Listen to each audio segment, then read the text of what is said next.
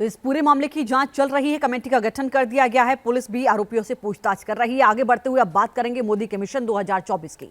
3 राज्यों में नए और युवा सीएम बनाकर बीजेपी ने 2024 के लिए बड़ा संदेश दे दिया है। पीएम मोदी ने विपक्ष के हर दाव को फेल करने का प्लान बना लिया है। कैसे पीएम मोदी की गारंटी से लोकसभा चुनाव जीतेगी बीजेपी, ये रिपोर्ट।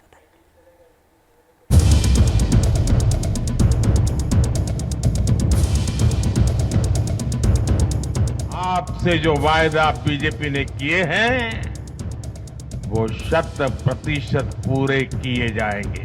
ये मोदी की गारंटी है और मोदी की गारंटी यानी गारंटी पूरा होने की गारंटी।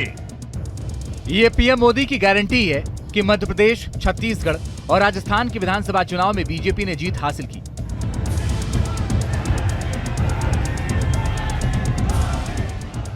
पीएम मोदी की मौजूदगी में मध्य प्रदेश और छत्तीसगढ़ में शपथ ग्रहण समारोह हुआ और मध्य प्रदेश में मोहन यादव और छत्तीसगढ़ में विष्णुदेव साय ने मुख्यमंत्री पद की शपथ ली।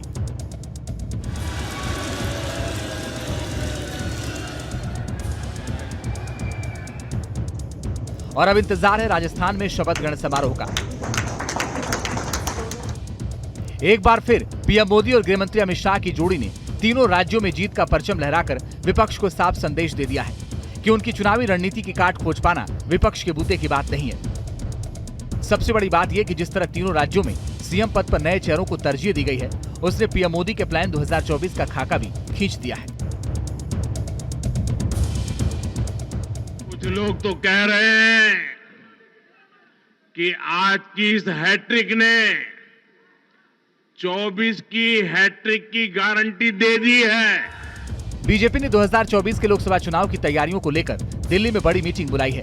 बीजेपी अध्यक्ष जेपी नड्डा के नेतृत्व में ये मीटिंग होगी, जिसमें सभी राष्ट्रीय पदाधिकारी, प्रदेश अध्यक्ष, प्रदेश संगठन मंत्री, प्रदेश प्रभारी, सह प्रभारी और सभी मोर्चों के अध्यक्ष मौजूद रहेंगे।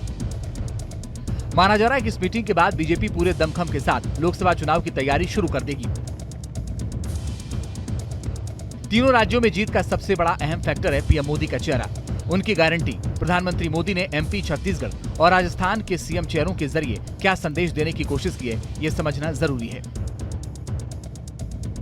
पीएम मोदी ने तीनों राज्यों के जरिए जाति समीकरण को साधने की कोशिश की है। युवा चेहरों को आगे लाकर अगली पीढ़ी के नेताओं को तैयार करना शुरू कर दिया है। संगठन को तरजीह देकर कार्यकर्ताओं में जोश बढ़ाए। तीनों राज्यों में सीटों का समीकरण साधा है और बीजेपी विकास की गारंटी है, इसे जीत में बदलना है।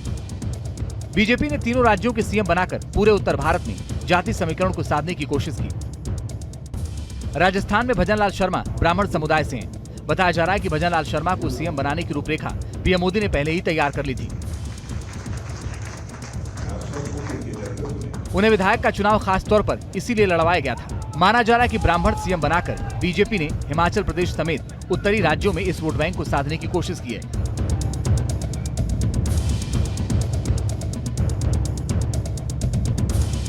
वहीं मध्य प्रदेश में मोहन यादव को सीएम बनाकर बीजेपी ने यूपी और बिहार के ओबीसी वोट बैंक को साधा है, तो छत्तीसगढ़ में विष्णुदेव साय को सीएम बनाकर झारखंड, ओडिशा और बंगाल में आदिवासी समुदाय के वोट बैंक को साधने की तैयारी है।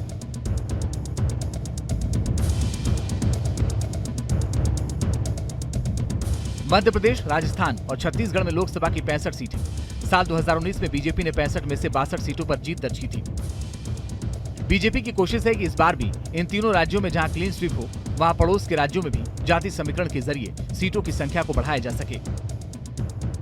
पीएम मोदी ने तीनों राज्यों में नए और 60 से कम उम्र के सीएम बनाकर बीजेपी कार्यकर्ताओं और संगठन को यह संदेश देने की कोशिश की है कि युवाओं को कभी भी मौका मिल सकता है, ताकि बीजेपी कार्यकर्ता पूरे जोश से चुनाव में अपनी भूमिका को निभा सकें। मतलब साफ है कि पीएम मोदी और गृहमंत्री अमित शाह की जोड़ी ने 2024 के चुनाव के लिए कमर कस ली है और पीएम मोदी का प्लान कैसे वोट बैंक में बदलेगा, ये देखना होगा। Team news nation.